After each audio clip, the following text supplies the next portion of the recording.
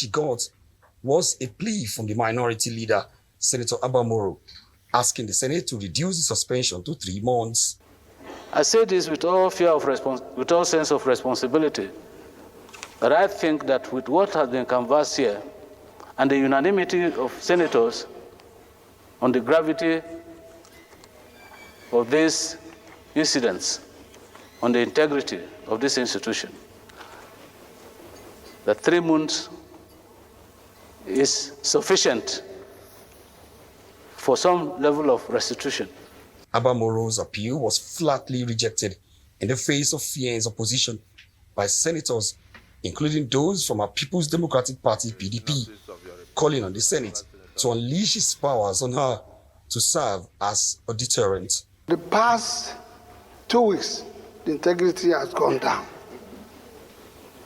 just because of mere trivial matter of allocating seat and so on. We don't want to know what is undercurrent.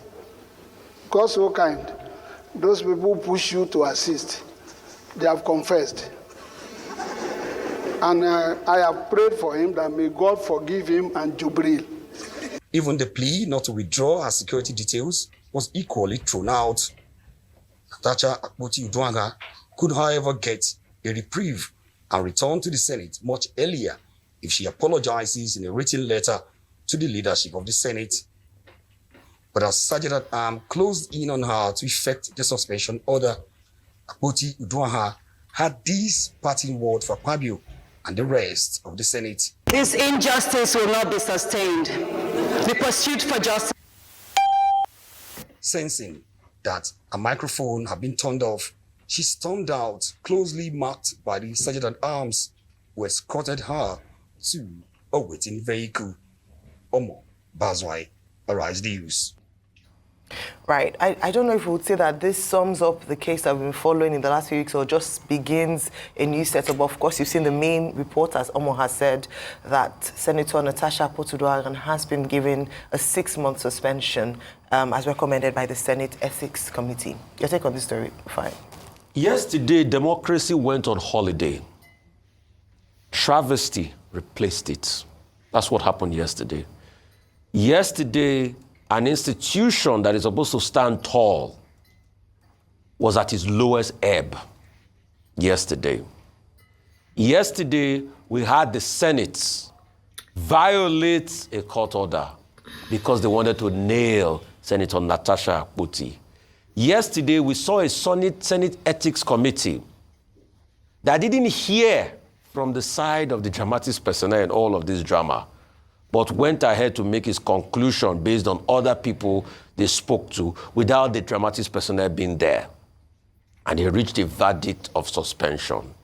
Yesterday, we saw a Senate that tried to sidestep a very important issue as regards the sexual harassment case raised against the Senate President, Senator Godswill Akpabio.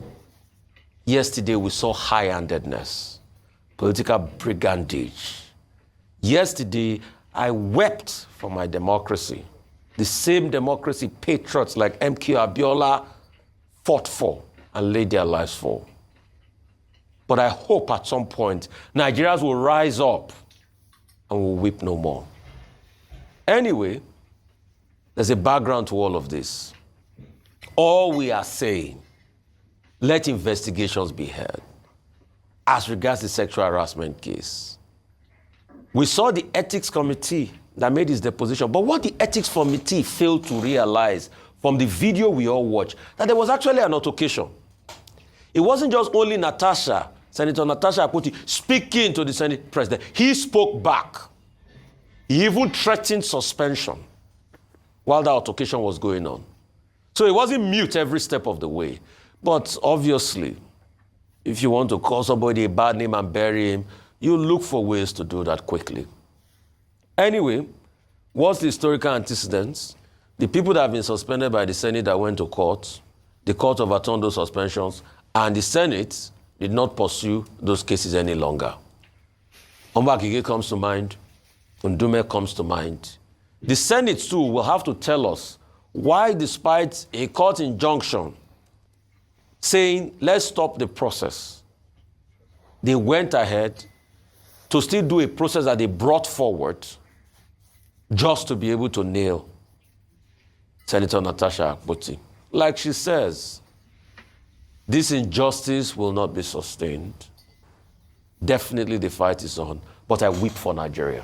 Okay, I think the more serious issues, in my view, will seem to be that, look, there are substantive issues that we can talk about.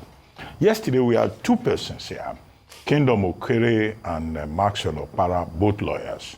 While I was giving a summary of their submissions, I said both of them are dealt largely with the procedural and adjectival issues within the province of law in this particular case. It will appear that the Senate of the Federal Republic, the Committee on Public Petitions, Ethics and Privileges, has taken the technical procedural route to say that if you are a member of an organization, an institution, you are bound by the rules of that organization. There are certain things you are not allowed to do, and no one individual can be greater than the institution, because the sum of the integrity of that institution is the collective commitment of the members to those principles guiding that institution. And it was in that regard, as I said, in many respects, Senator Napoti Uduaghan would seem to have violated some rules of, power, some laws of power, as defined in 48 Laws of Power by Robert Greene. But that's not the big issue here. The big issue is that I hope the parties involved will learn their lessons. If you look at the declaration by the Senate committee, very high-handed. She's not to be seen anywhere near the Senate premises. In fact, the only thing they didn't do was that they didn't define the radius to say, we must not see you within this radius around the National Assembly. Our aides would not, enjoy any privileges. She herself will have a security persons involved. She will be on suspension for 6 months. 6 months by their calendar. Half of the time they are sleeping. Half of the time they are on recess. That would be like 1 year. So what does that say about our official function as the representative of the people of Kogi Central, who are the ones who are going to suffer at the end of the day because of this emphasis on drama, on theater, on salacious, representations to the Nigerian public. Now, beyond that also, we had members of even that Senate laughing at her. The two persons sitting next to her, as she was packing her things, they put off her microphone, they laughed at her. She said that this injustice will not be sustainable. Okay, that remains to be seen. And this will raise questions about, how the Senate goes about its business. But beyond all those details, all the melodramatic things that people will say in that regard, and about what the law says or about what the procedure has been, will be key issues, fundamental issues that have come up. One, about misogyny. I think there's something we teach students when we teach tragedy and other tragic forms. That was the title of the course in those days. Is that a tragic hero can win in losing. And I think that in the case of Akpoti Uduaghan, senator, if you can describe her as a tragic hero, not a villain, she may have won in certain regards, in foregrounding certain basic issues about misogyny in our system, about women representation in politics, about also sexual harassment, whether it has improved or not, that has been thrown out into the public domain. The plight of women in politics, all of these issues will be debated, even by persons who do not know the truth, who do not have the details, and who do not have, what it takes to even do the analysis. Finally, I think that beyond all of this drama, whatever they decide at the end of the day, whether they take Senator Ojiu's or Kalu's suggestion that there should be empathy and that if she apologizes, she should be forgiven, I think, if she apologizes, that will amount to utter humiliation. But that's up to her, if she apologizes or not. is to restore confidence in that National Assembly. We cannot afford to have a National Assembly that is dedicated to consideration of frivolities and impurities. The public today, my own assessment, I may be wrong, will seem to be losing confidence in the National Assembly. If they are not saying one man wants to fight at a sex toy shop, it will be that, some people are constituting themselves into comedians, or there is unending melodrama, or it is that some women are, using too much pancake.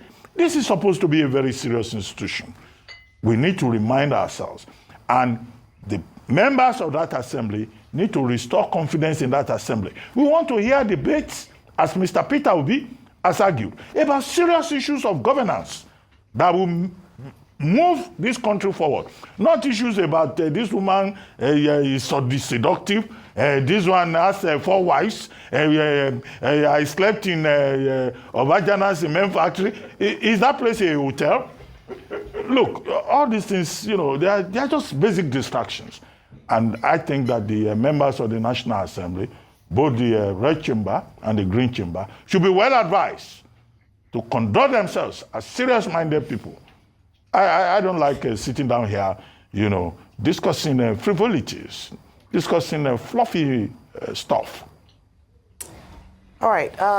Yeah, it's been a very interesting past few days. But now we've seen what seems to be a conclusion, but I believe that it's just the beginning of something new. And I think very appropriately said that the Senate as an institution is under the eyes or the radar of a lot of Nigerians, especially with regards to confidence and trust in the institution to be taken seriously.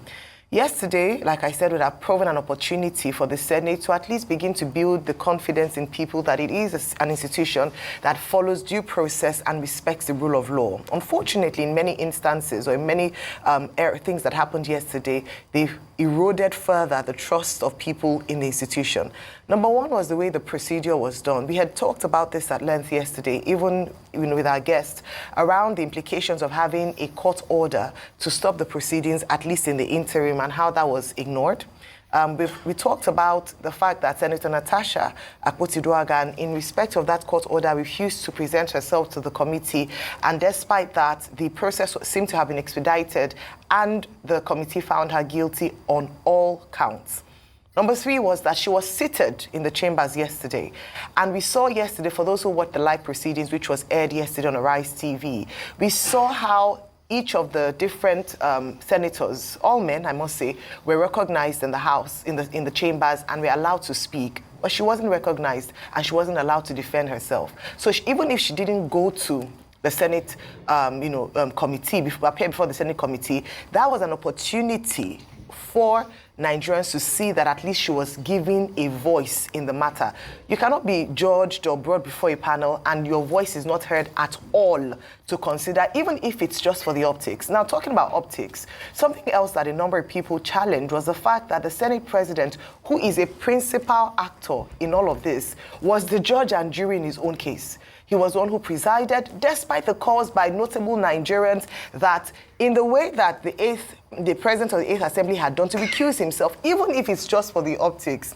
And this is why, for some people, it seemed like almost a disregard of the voices of the Nigerian people. And haven't we seen that a number of times when processes happen, not just at the National Assembly, but even in the State House of Assembly? Remember, I talked about how in Lagos State, the people were just onlookers and just viewers as the shows played out without the consideration of the constituents that they sit there on the mandate on which they sit in the chambers to represent. So that was quite unfortunate. But what I would say is that as we continue to take on this matter, is that I keep emphasizing the fact that when it comes to women, now we have one less woman out of the 4 women in the Senate, at least if the suspension goes through. It means we now have only 3 voices of women in the House, in the chambers. Second of all is that the Kogi Central Voices has been silenced. And then we then talk about the legality of that, especially citing the case of Omar Agege, where the court ruled that even if the Senate was meant to suspend, they cannot suspend beyond 14 days. That's another thing that would be looked into in terms of the legality of that that pronounced suspension. The final thing I'll say is that, yes, people might say that, oh, she lost yesterday, that's Senator Akpabio Rohan. But sometimes you lose the battle to win the war. And I believe that this has opened a conversation afresh of women in politics, of gender equity in Nigeria, of how women are perceived. And sometimes when we look at a situation like that, she spoke up for a lot of girls and women who could identify with her story, who didn't even have the opportunity to have a voice when this similar incident or allegations were made, where you're asked to keep quiet or you're victimized because of your position or your stance on a particular matter. So I do believe that this has just opened broader conversation with the Senate. If this matter had been handled better, would have been able to stall or at least restore the confidence of Nigerians